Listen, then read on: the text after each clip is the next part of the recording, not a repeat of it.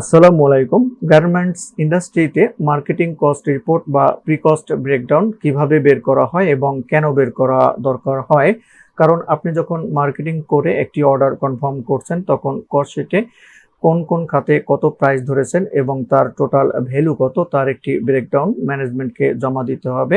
জমা দিয়ে আপনার কস্ট শিট অ্যাপ্রুভাল নিতে হবে, কারণ আপনি যখন বাল্ক প্রোডাকশনের জন্য ম্যাটেরিয়াল বাজেটটি দিবেন তখন ম্যানেজমেন্ট চেক করে দেখবে আপনি কোনো ম্যাটেরিয়ালসে অতিরিক্ত খরচ নিচ্ছেন কিনা, নিলে কিভাবে ম্যানেজমেন্ট আপনাকে ওই অতিরিক্ত খরচ দিবে, কারণ আপনাকে তো মার্কেটিং করে মার্কেটিং কস্ট শিটে প্রাইস ধরে আপনাকে ওখান থেকে খরচ করতে হবে এবং ম্যানেজমেন্টকে প্রফিট এনে দিতে হবে। সুতরাং ভিডিওটি না টেনে সম্পূর্ণ দেখতে থাকুন এবং জেনে নিন কিভাবে মার্কেটিং কস্ট রিপোর্ট বা প্রি কস্ট ব্রেকডাউন বের করা হয়।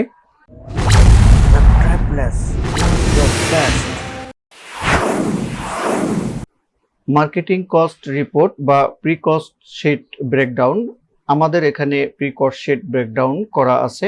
আমি এই শিট থেকেই দেখাবো কিভাবে প্রি কস্ট শিট ব্রেকডাউন তৈরি করতে হয়, কারণ নতুন করে করতে গেলে অনেক সময়ের ব্যাপার।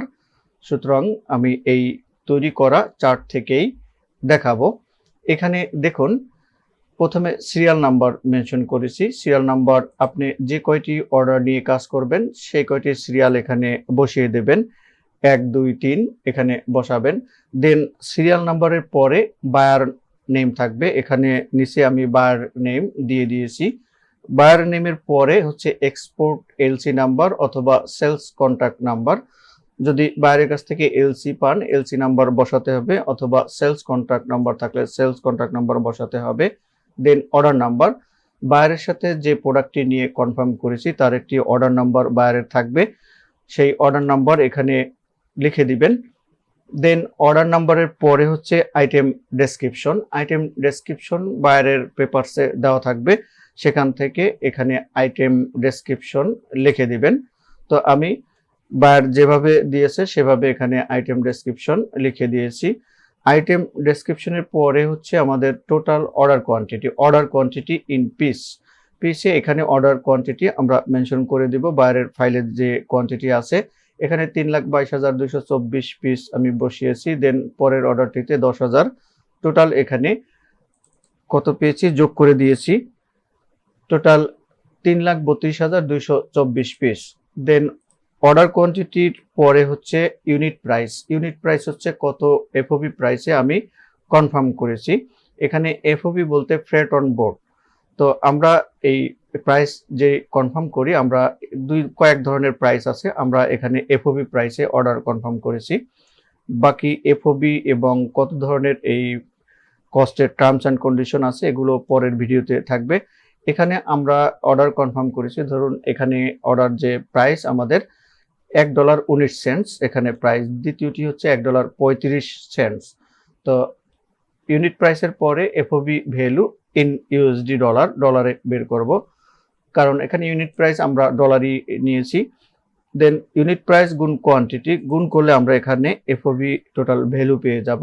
এখানে দেখুন গুণ করে দিয়েছি, এখানে ভ্যালু পেয়েছি 3,83,446.56। দেন সেম ভাবে পরেরটিও গুণ করেছি, টোটাল এখানে 3,96,946.56 হচ্ছে টোটাল ভ্যালু, এখানে যোগ করে দিয়েছি।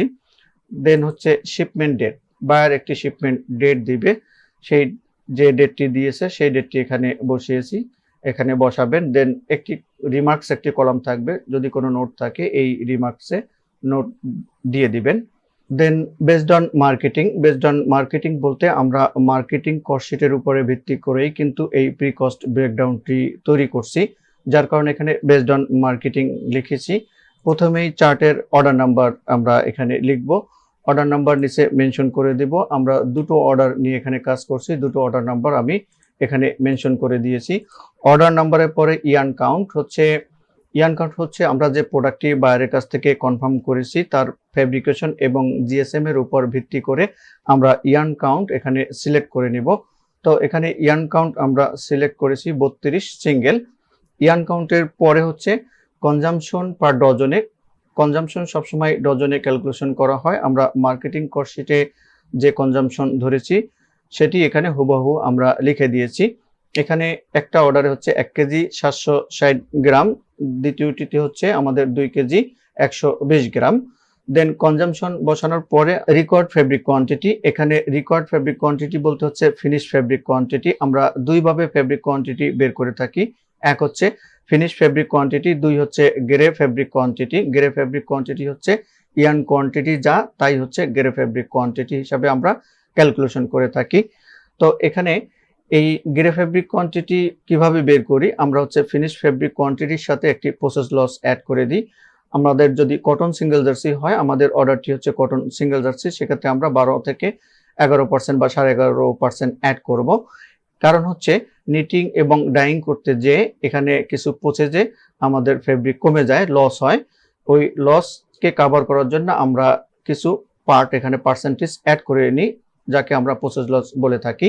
এই প্রসেস লস সম্পর্কে অলরেডি আমার একটি ভিডিও ইউটিউবে দেওয়া আছে, সেখান থেকে দেখে নিতে পারবেন, অথবা ডেসক্রিপশন বক্সে লিঙ্কটি দেওয়া থাকবে, অথবা উপরের আই বাটনে দেওয়া থাকবে, সেখান থেকে দেখে নিতে পারবেন। এখন আমরা ফিনিশ ফেব্রিক কোয়ান্টিটি কিভাবে বের করেছি এখানে দেখাবো।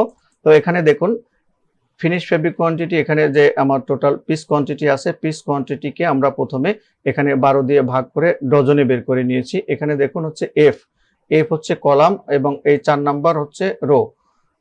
আমরা এখানে পিসের সাথে লিঙ্ক করে 12 দিয়ে ভাগ করে ডজনে নিয়ে নিয়েছি, কারণ হচ্ছে আমার ফেব্রিক কোয়ান্টিটি বা ডজনে আমার কনজাম্পশন হচ্ছে ডজনে বের করে আমরা এখানে দেখুন কনজাম্পশন গুণ করে দিয়েছি। কনজাম্পশন হচ্ছে C10, এখানে কনজাম্পশন হচ্ছে সি কলামে এবং 10 হচ্ছে রো, আমরা গুণ করে এখানে ফেব্রিক কোয়ান্টিটি পেয়েছি আমরা 47 টন 170 কেজি। সেম ভাবে পরেরটিও ক্যালকুলেশন আমরা করেছি, সেম ভাবে ফেব্রিক ফিনিশ ফেব্রিক কোয়ান্টিটি বের করে টোটাল আমরা এখানে যোগ করে দিয়েছি। Total fabric quantity finish fabric quantity এখানে পেয়েছি 48 টন 932.51 কেজি। দেন হচ্ছে কস্ট অফ ফেব্রিক ইউএসডি, এখানে টোটাল ফেব্রিক কস্ট আমরা বের করব। টোটাল ফেব্রিক কস্ট এই অপশনটি আমি পরে দেখাবো, কারণ টোটাল ফেব্রিক কস্ট আমাকে বের করতে হলে আমাকে yarn value, knitting value, dyeing value আগে বের করতে হবে, সুতরাং আমি এই অপশনটি পরে দেখাবো। Then required yarn quantity with dyeing wastage in KG plus Lycra in KG. আমাদের ফেব্রিক এখানে দুই ধরনের হতে পারে, single jersey, Lycra single jersey অথবা কটন সিঙ্গেল জার্সি। আমাদের এই অর্ডারটি কটন সিঙ্গেল জার্সির উপরে, আমরা সুতরাং কটন সিঙ্গেল জার্সি নিয়ে আমরা কাজ করব। এখানে দেখুন record yarn quantity with dyeing wastage, এখানে ডাইং ওয়েস্টেজ বলতে প্রসেস লস, আমরা প্রসেস লস অ্যাড করেছি ফিনিশ ফেব্রিকের সাথে। এখানে দেখুন 11.5% আমি অ্যাড করেছি। এখানে পার্সেন্টেজ নাই হচ্ছে কারণ আমি ব্যাক ক্যালকুলেশনের মাধ্যমে এখানে দেখিয়েছি। ব্যাক ক্যালকুলেশন কিভাবে কেন করব, কারণ ক্যালকুলেশনটি হিসাবটি একুরেট পাওয়ার জন্য, বাড়তি কতটুকু লাগছে সেই হিসাবটি একুরেট পাওয়ার জন্য আমরা ব্যাক ক্যালকুলেশন করব। কিভাবে ব্যাক ক্যালকুলেশন করব, আমরা দেখুন টোটাল পার্সেন্টেজ হচ্ছে 100 থেকে আমরা এখানে 11.5% অ্যাড করেছি, তাহলে 11.5% আমরা 100 থেকে 11.5 মাইনাস করে দিচ্ছি, মাইনাস করে দিলে আমরা পাচ্ছি 88.5। 88কে যদি 100 দিয়ে ভাগ করি তাহলে 0.885 আমরা পাই।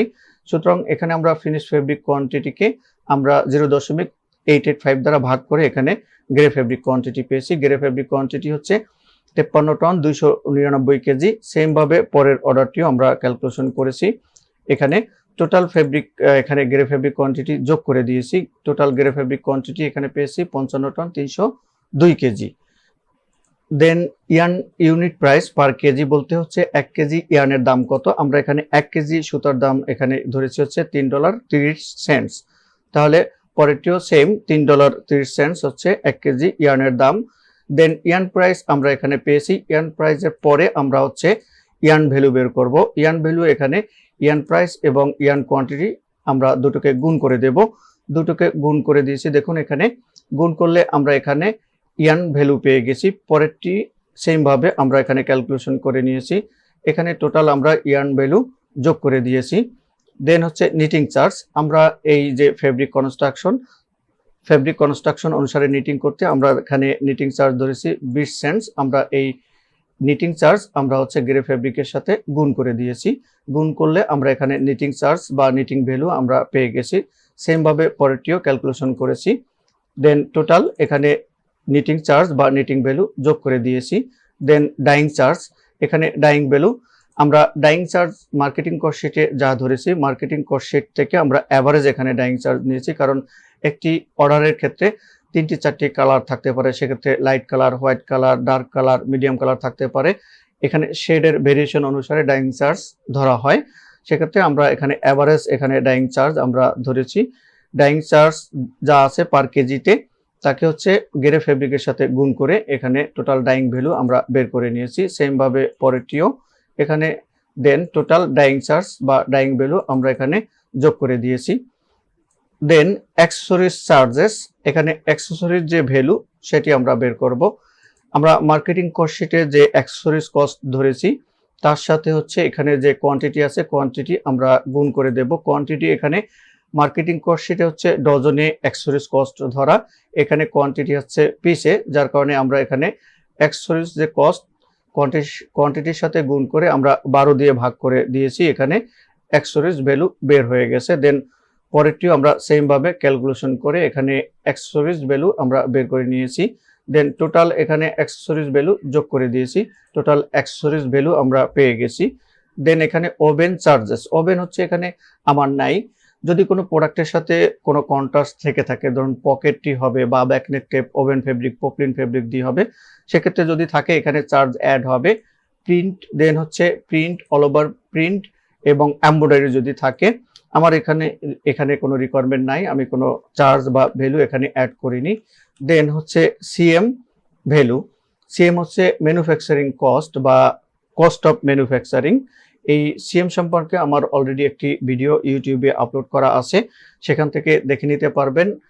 তাছাড়া আমি ডেসক্রিপশন বক্সে লিঙ্কটি দিয়ে রাখবো, অথবা উপরের আই বাটনে দেওয়া থাকবে, সেখান থেকে দেখে নিতে পারবেন। এখানে সিএম আমরা কোয়ান্টিটি আছে, এই পিস কোয়ান্টিটির সাথে আমরা সিএম গুণ করে বের করে নিব। এখানে মার্কেটিং কস্ট শিটে আমি $3 পার ডজনে সিএম ধরেছি, তো এই কোয়ান্টিটির সাথে গুণ করে 12 দিয়ে এখানে ভাগ করে ডজনে আমরা ভ্যালু এখানে বের করে নিয়েছি। পরের অর্ডারটিও সেম ভাবে ক্যালকুলেশন করে নিয়েছি টোটাল। দেন হচ্ছে টোটাল আমি এখানে সিএম ভ্যালু যা আছে যোগ করে দিয়েছি, টোটাল আমি সিএম ভ্যালু পেয়ে গেছি। দেন কমার্শিয়াল চার্জেস, কমার্শিয়াল চার্জ এখানে অ্যাড করে নিতে হবে, কারণ আমরা যে গুডস গুলো যে ট্রান্সপোর্টেশন করে থাকি বা কিছু ডকুমেন্টস তৈরি করা লাগে আমাদের, সেখানে কিছু খরচ আছে, যার কারণে আমাদের এই কমার্শিয়াল কস্ট অ্যাড করে নিতে হয়। আমরা মার্কেটিং কস্ট শিটের অনুসারে এখানে পিস কোয়ান্টিটির সাথে মার্কেটিং কস্ট শিটে যা ধরা আছে সেটি আমরা এখানে গুণ করে ভ্যালু বের করে নিয়েছি, কমার্শিয়াল ভ্যালু। সেম ভাবে পরেরটিও আমরা বের করে নিয়েছি, টোটাল কমার্শিয়াল কস্ট এখানে যোগ করে দিয়েছি। দেন পিপিসি টেস্টিং চার্জেস, এখানে যদি বাইরে কোনো টেস্ট রিকোয়ারমেন্ট থাকে আমরা মার্কেটিং কস্ট শিটে চার্জ অ্যাড করে নিই। এই অর্ডারটিতে টেস্ট রিকোয়ারমেন্ট আছে, যার কারণে আমরা মার্কেটিং কস্ট শিটে টেস্ট পারপোজে চার্জ ধরেছি। এখন টেস্ট ভ্যালু বের করতে হলে আমাকে যে চার্জ মার্কেটিং কস্ট শিটে ধরেছি টোটাল পিসের সাথে আমাকে গুণ করে দিতে হবে, আমরা এখানে গুণ করে দিয়েছি। গুণ করে আমরা এখানে ভ্যালু বের করে নিয়েছি। সেম ভাবে পরের অর্ডারটিও আমরা ভ্যালু বের করে নিয়েছি। দেন টোটাল এখানে টেস্ট ভ্যালু কত আছে, টেস্ট ভ্যালু আমরা এখানে বের করে নিয়েছি। টোটাল কস্ট ইউএসডি, আমরা এখন টোটাল কস্ট আমরা যোগ করে নেব। এখানে দেখুন যোগ করে নিয়েছি, কোথায় কোথায় যোগ করেছি আমরা একটু দেখে নিচ্ছি। এখানে প্রথমে বলেছিলাম কস্ট অফ ফেব্রিক, পরে দেখাবো এই পার্টটি। এখানে দেখুন কোথায় কোথায় যোগ করে দিয়েছি। এখানে যোগ করেছি হচ্ছে yarn value, knitting value, dyeing value, তিনটি যোগ করে আমরা এখানে ফেব্রিক কস্ট পেয়েছি। টোটাল কস্টের সাথে এই ফেব্রিক কস্ট যোগ হয়ে যাবে। এখানে ফেব্রিক কস্টের সাথে হচ্ছে আমরা অ্যাক্সেসরিজ যে কস্ট আছে সেটি যোগ করব।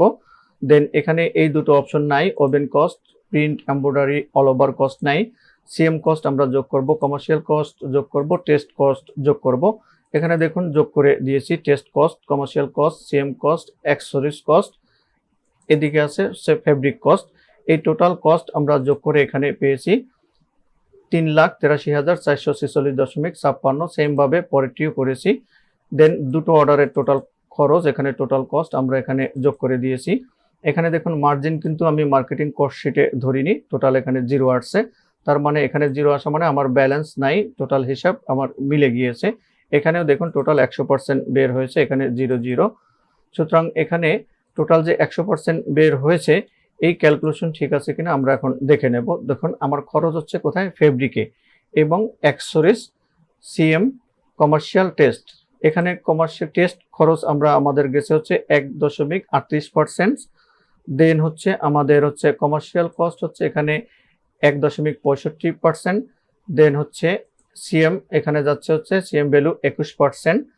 দেন এই খরচ আমরা যোগ করলাম। দেন হচ্ছে অ্যাক্সেসরিজ হচ্ছে 9%। দেন ডাইং ভ্যালু হচ্ছে 18%। নিটিং ভ্যালু হচ্ছে 3%। দেন হচ্ছে ইয়ার্ন ভ্যালু হচ্ছে 46%। টোটাল আমরা এখানে দেখুন 100% কিন্তু পেয়ে গেছি। আমাদের ক্যালকুলেশন কিন্তু 100% এখানে মিলে গিয়েছে। এখন আমাদের যে খরচ আমরা যোগ করে দেখেছি যে 100% ঠিক আছে। দেন ফেব্রিক কস্ট আমরা কত পেয়েছি দেখে নিচ্ছি। টোটাল ফেব্রিকে কত যাচ্ছে, 67% যাচ্ছে। টোটাল ভ্যালুর এখানে টোটাল ভ্যালু হচ্ছে 3,96,946.56। এই টোটাল ভ্যালুর 67%ই যাচ্ছে আমার ফেব্রিক খরচ চলে যাচ্ছে। ফেব্রিক খরচ আমার ঠিক আছে কিনা আমি দেখে নিচ্ছি। এখানে 46%, 3%, 18%। দেখুন এখানে টোটাল 67%। তার মানে আমার এখানে ফেব্রিকের যে হিসাব পেয়েছি এটি ঠিক আছে। তাহলে টোটাল 100-র মধ্যে টোটাল খরচ যাচ্ছে হচ্ছে ফেব্রিকই 67%। বাকি থাকে কত, 70, 3%, 33% আমার সিএম, অ্যাক্সেসরিজ, কমার্শিয়াল এবং হচ্ছে টেস্ট পারপোজে আমার খরচ যাচ্ছে। আশা করি আজকের ভিডিও থেকে আমরা ভালোভাবে বুঝতে পেরেছি যে কিভাবে প্রি কোর্স শিট ব্রেকডাউন বা বাজেট বের করে নিতে হয়। এই ভিডিও দেখার পরে আমরা ভালোভাবে প্রি কোর্স শিট ব্রেকডাউন তৈরি করতে পারবো আশা করি। সুতরাং ভিডিওটি যদি ভালো লেগে থাকে তাহলে অবশ্যই আমার চ্যানেলটি সাবস্ক্রাইব করবেন এবং পাশে থাকা বেল বাটনে ক্লিক করে অল বাটনে প্রেস করে রাখুন, যাতে পরবর্তী ভিডিওর নোটিফিকেশন অটো পেয়ে যান। এবং আপনার কোনো মূল্যবান মতামত থাকলে কমেন্ট বক্সে অবশ্যই জানিয়ে দিবেন। আল্লাহ হাফেজ।